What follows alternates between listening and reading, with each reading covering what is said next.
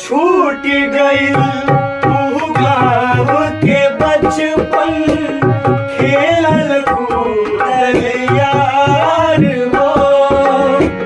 बांस के बैट से मैच खेलल वो, मार पीट के बाद हो।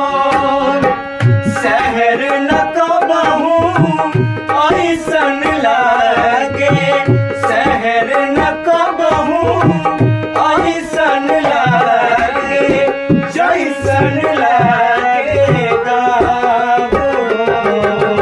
याद खूब आवे हमके खेत के डगरिया, याद खूब आवे हमके खेत के डगरिया, जहाँ बैठी चार यार